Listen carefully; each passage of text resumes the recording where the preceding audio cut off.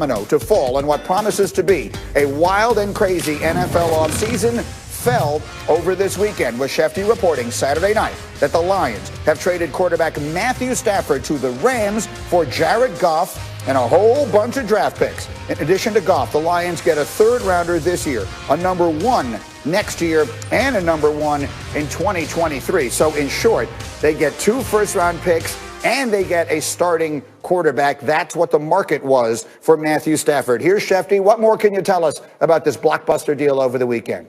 Well, there was so much to it, Greeny. And when you look at it and break it down, in the end, ultimately, I think it comes down to this. The Lions were trying to work with Matthew Stafford. Matthew Stafford wanted to go to the Los Angeles Rams. That became his number 1 destination.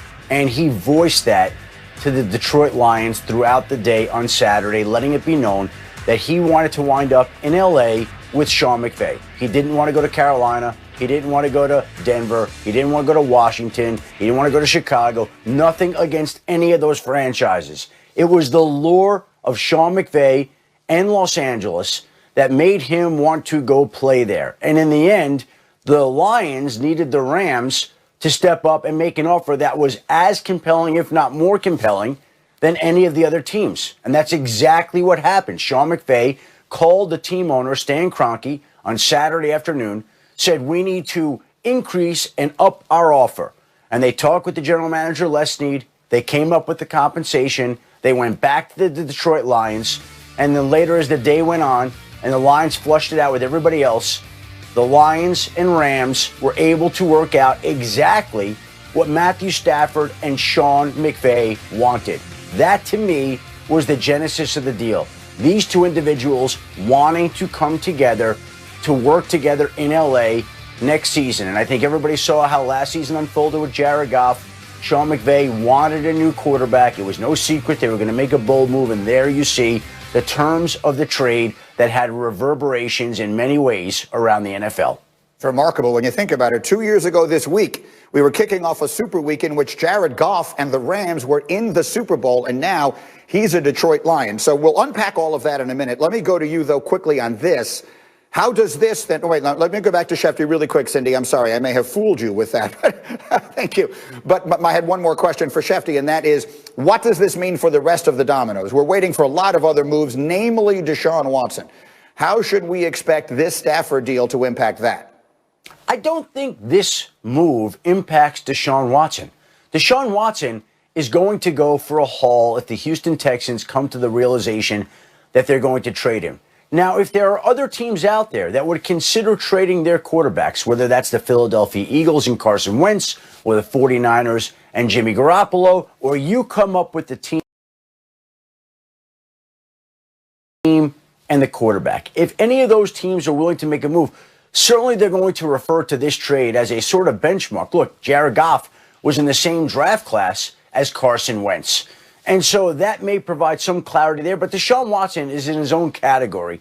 And if the Texans come to that point, they will do it because they are blown away with an offer that is separate from the one that the Rams made to the Lions this weekend. Okay, so we'll come back to that. Shefty, thank you. And you're staying with me here, so we will get much more from you as we go. Now, let me bring in the rest of the crew here, and let me start, Ryan Clark, with you as we go. What does this make the Rams? As of this minute, with Matthew Stafford as their quarterback, what are the Los Angeles Rams next year?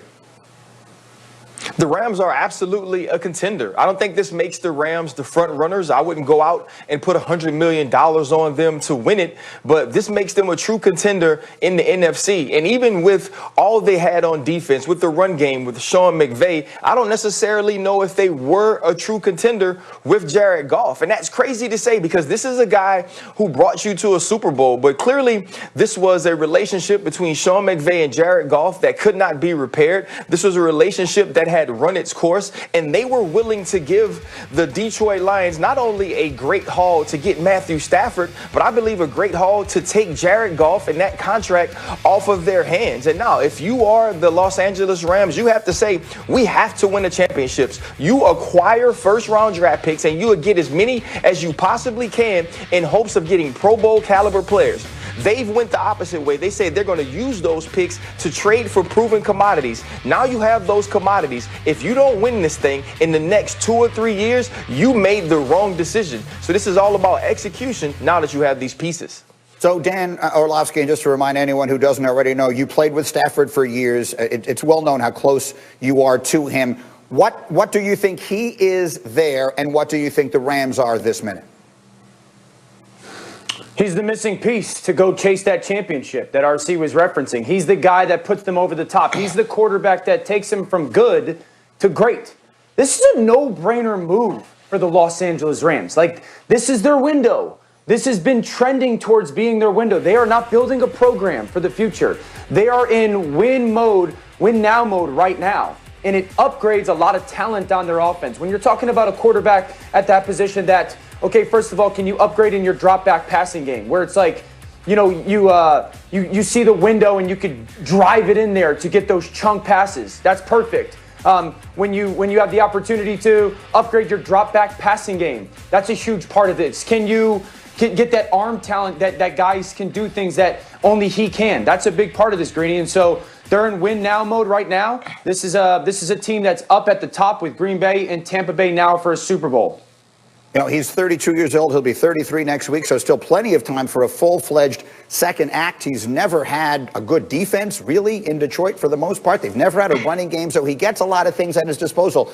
But, Mike T., you were making the point this morning as a general manager that there is a lot of pressure that comes with this move. On whom? On the LA Rams front office, they have zero margin for error. It's reckless and irresponsible to go 8 years without a first-round pick.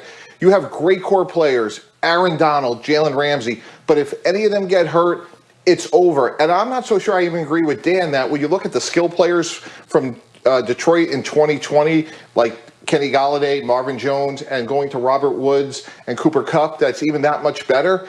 And then when you layer on top of that you have to keep good young players like Josh Johnson, Troy Hill, Leonard Floyd, you have a very small window with no margin for error. So I think this is a really risky move. I don't know if they're better than Tampa. I don't know better if they're than Green Bay. So I understand why they did it.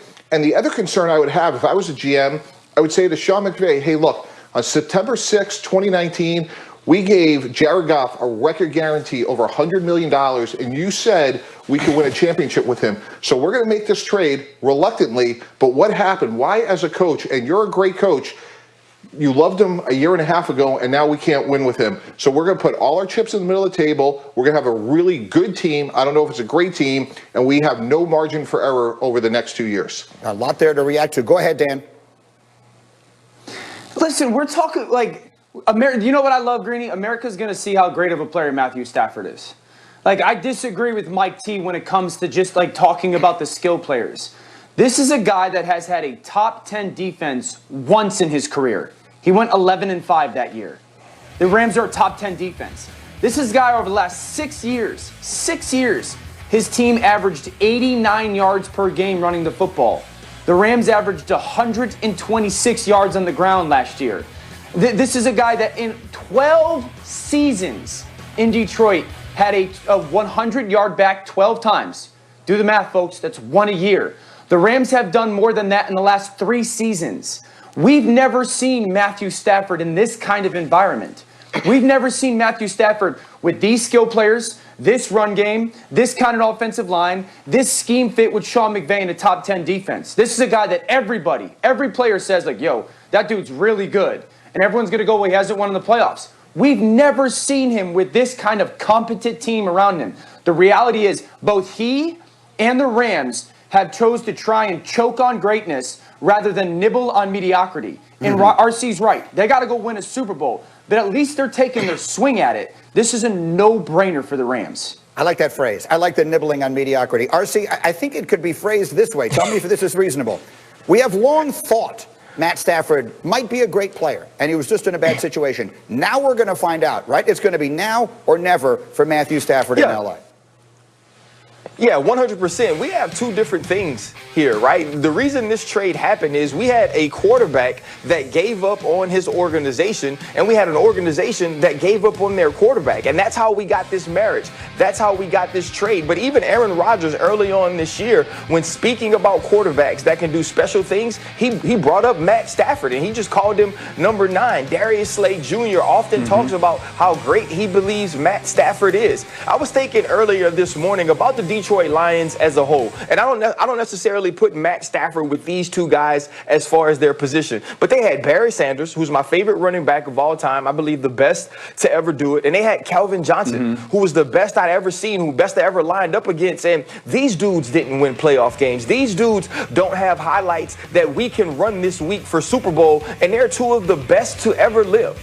And Matthew Stafford is really talented. Matthew Stafford is a guy that they decided to pick number 1 overall. And we have seen flashes. Now he gets his opportunity. Now he gets a chance to write a legacy. And I think it was the perception of Matthew Stafford, right? Us understanding the arm talent, us understanding the measurables, the Los Angeles Rams understanding those things that said, you know what? If we have that dude, that makes us different. Here is what I will warn the world about. I was talking to Ramon Foster the other day, who was a second-year player the year we played against Green Bay. And I asked him when I was talking to him, I said, didn't you think you'd go to another Super Bowl? Didn't you think you'd win another Super Bowl? And he said, as I was walking off of the field, seeing the confetti fall, the thing I said to Marquise Pouncey, who was injured that game, was, don't worry about it. We will be back.